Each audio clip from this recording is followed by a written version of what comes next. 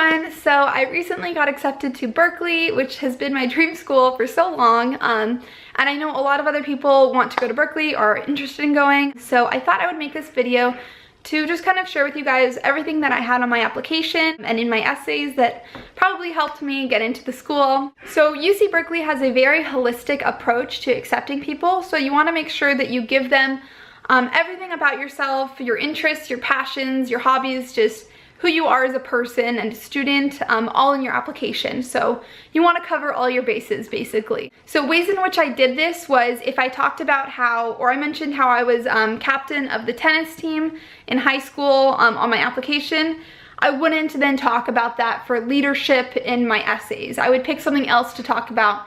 That way I get to tell them as much about myself as possible. And you also want everything that you write to be consistent with who you are as a person. Because if you kind of just throw all this stuff on there, they're probably going to notice that. And even if every individual thing is impressive, it doesn't build up to one person, you know. You want everything to be consistent with the same passions and the same interests so that they know that what you're going there to do and your major is what you really want to do and that you're going to be a passionate and involved student. So definitely be aware of that. With whatever your major is, make sure that your hobbies and interests reflect that. So for myself, I applied as a conservation and resource studies major, which is in the College of Natural Resources. So basically most of the stuff that I have on my application is in support of being an environmentalist. It's really representative of who I am as a person and what my passions are. So for in areas like volunteering, I did a lot of like things with Heal the Bay. So things like that, you really want it to be continuous. Other things that I had on my application for like activities and everything, I did varsity tennis.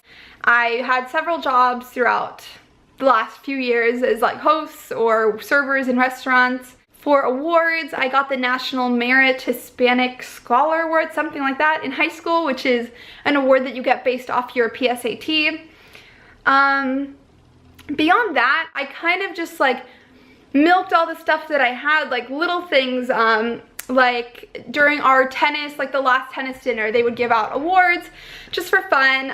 If you got like good grades throughout the season, you would get an award. So I definitely listed that under awards, even though it was like a small thing. Any kind of competition you've been in, maybe if you won something, basically anything you can put, just put, because I mean, I still didn't have very many. I think I had like 3 total. I think I only had like 3 volunteering things.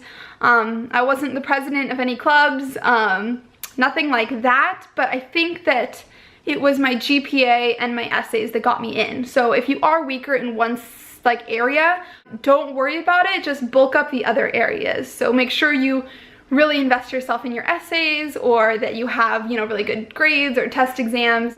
But if you're lower in one area, don't be too concerned about it. So in terms of grades, in high school I had like a 3.8 GPA or so, which obviously is still good, but I don't think it would have been Berkeley level. I never applied out of high school because I always kind of knew that I would do community college just to save money. But in community college, I applied myself a lot more and I got a 4.0. So that's what I submitted and that they saw. They don't care about your high school grades. So if you're someone who is in high school and you don't have the best grades or extracurriculars or test exam scores, don't consider it like the end of the world for yourself, because I mean, a lot of people kind of have a problem with community college because they don't, you know, they just want to go to the 4-year university already, which I totally understand. That was myself as well. But as soon as I realized that I could save a lot of money by going to community college and that I could transfer wherever I wanted after, basically, that was the decision I made, and I'm really glad I did. And I did have a lot of AP classes that I took in high school that helped me get out of a lot of like gen ed classes. So if you are someone who takes a lot of APs and you don't get into Berkeley, or you want to save money, this helps too, because you could even transfer in 1 year if you do have a lot of credits already, and then just do the rest of your requirements and then transfer, and then it's only a 1-year delay. It is easier to get in from community college than it is from high school.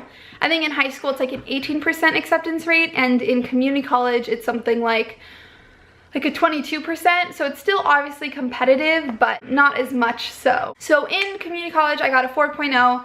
I filled all my requirements for classes, so make sure that you do that. Used things like assist.com that show you like the direct translations for classes in your major.